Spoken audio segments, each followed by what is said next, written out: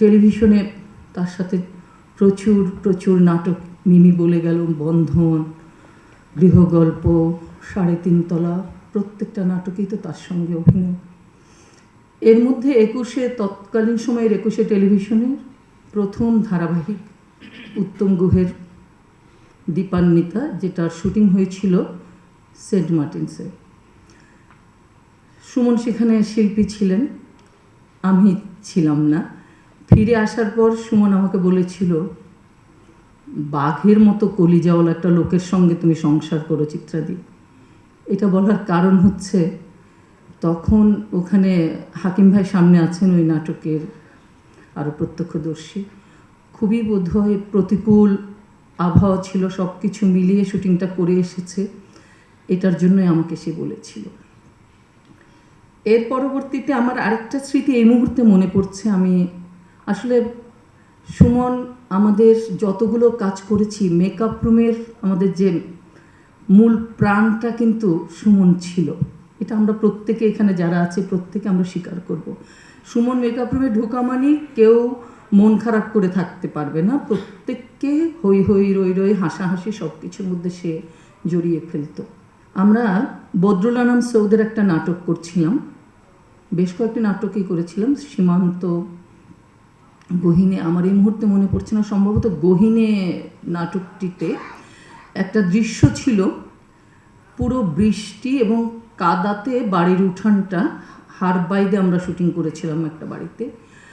অনেক ঝড় তুফান বৃষ্টি সব কিছু ক্রিয়েট করা হয়েছিল এবং প্রায় ৩টা ক্যামেরা চলেছিল ওই দৃশ্যটির জন্য।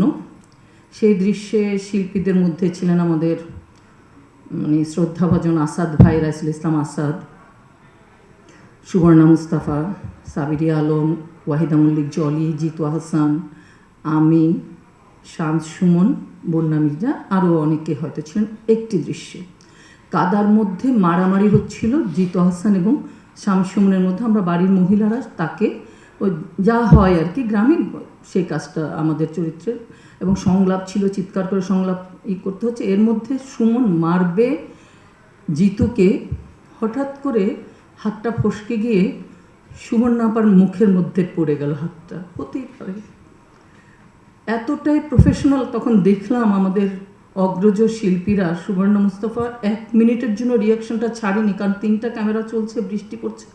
সুমনকেও উনি যখন সুমন সাথে সাথে সেটা নিলেন এবং সুমন একটু বিব্রত না হয়ে অভিনয় চালিয়ে যাচ্ছিলেন।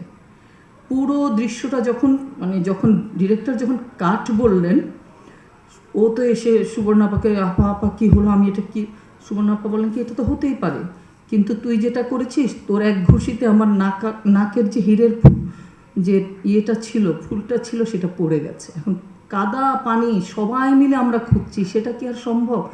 সুবর্ণাবা বারবার বলছে, যা গেছে গেছে, সুমন তোর পরবর্তীতে শট আছে, তুই এটার জন্য রেডি হ। স্বাভাবিকভাবে সুমনের একটু খারাপ লাগছিল, দুটো কারণ মিলে, নাকের ফুলটাও এবং ওনার গায়ে হাতটা উঠে গিয়েছিল। হঠাৎ আমরা খেয়াল করলাম শান্ত সুমনের বুড়ো আঙ্গুলের নখটা পুরোটাই উঠে গেছে এবং সেখান দিয়ে রক্ত বেরোচ্ছিল। ওর না ওদিকে খেয়ালই ছিল না। আমরা বললাম, এই সবাই খেয়াল করলাম, সাথে সাথে সুমন আপা চিৎকার দিল, ফার্স্ট এড না এখন। সে বারবার বলছে, আমি এটা কী করলাম, নাকফুলটা সবাই মিলে। ওকে কোনোভাবে মানে এতটাই আবেগপ্রবণ, আমরা আসলে মানে যারা কাজ করি আমরা জানি, প্রত্যেকে হয়তো আমার সাথে একমত হবেন। যাই হোক, ওর যে পায়ে এতটা যন্ত্রণা হচ্ছে আমরা প্রত্যেকেই জানি, আমাদের একটু নখের একটু হলে আমরা কী পরিমাণ কষ্ট পাই। সুমনের নখটা উঠে সেখান থেকে রক্ত বেরোচ্ছিল, কিন্তু সুমন বারবার বলছিল, আমি এটা কী করলাম। পরবর্তীতে আমাদের যেহেতু প্রফেশনাল কাজটা করতে হয়েছে, কিন্তু তখন দেখেছিলাম একজন শিল্পী তার নিজের শারীরিক কষ্টটা সে ওই মুহূর্তে একদমই অনুভব করছিল না যখন সে কাজটা করছিল। প্রত্যেকে বোধহয় তাই হয়। এই হচ্ছে সুমনের সাথে আমার টুকরো টুকরো স্মৃতি। বন্ধনের আমরা একসাথে সবাই ছিলাম, আফসানা মিমির প্রোডাকশন, সেখানে আমরা অনেক স্মৃতি, অনেক গল্প, মেকআপ রুমের অনেক গল্পটা হয়তো সব কিছু বলা যাবে না। ওর যে অনেক দুষ্টু ছিল সেটা আমরা প্রত্যেকেই জানি। আর আরেকটা কথা, যখন সে রেডিওতে চলে যায়, এটা একটু দুঃখ, সে রেডিওতে চলে যাওয়ার পর তার সাথে আর দীর্ঘদিন সেভাবে স্ক্রিনে কাজ করা হয়ে ওঠেনি, কারণ সে ওটা নিয়েই ব্যস্ত ছিল। তো আমরা শুটিং থেকে ফেরার সময় অনেক সময় মাইক্রোবাসে থাকি অনেকজন একসাথে, হয়তো ওখানে কাউকে ফোন করলো সুমন বা আমাদেরকে, কি কোথায় শুটিং করছে, হঠাৎ করে বলে গিয়ে এই একটু অনুরোধ করো না, আমরা তোমাদের রেডিও শুনছি, বলো আমরা এই গানটার জন্য অনুরোধ করছি।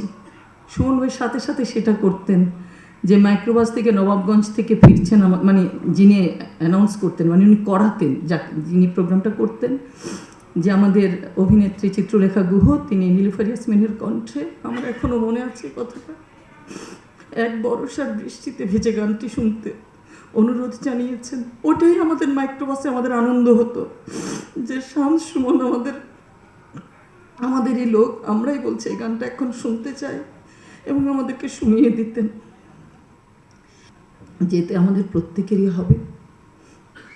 আবারও বলতে চাই, সুমনের পরিবারের অনেক বড় ক্ষতি হয়ে গেল, হয়তো তার ছোট ছোট বাচ্চাগুলো বাবা হারিয়ে ফেলেছে, তার স্ত্রী লিজা সে তার সংসার সঙ্গীকে হারিয়েছে, তার দুঃখটা অনেক অনেক বেশি। সহকর্মী হিসেবে আমাদের যতটা, তার চেয়ে অনেক বেশি তাদের দুঃখ। তো আমরা এখানে যারা আছি এবং যারা আমরা সুমনকে চিনি জানি, প্রার্থনা করা ছাড়া, তার আত্মার শান্তি কামনা করা ছাড়া তো আমাদের আর কিছুই করার নেই এই মুহূর্তে। আর তার পরিবারের জন্য আমাদের সকলের শুভকামনা থাকবে, আমার ব্যক্তিগত তরফ থেকে অনেক অনেক শুভকামনা থাকবে। তার পরিবারটি খুব ভালো থাকুক।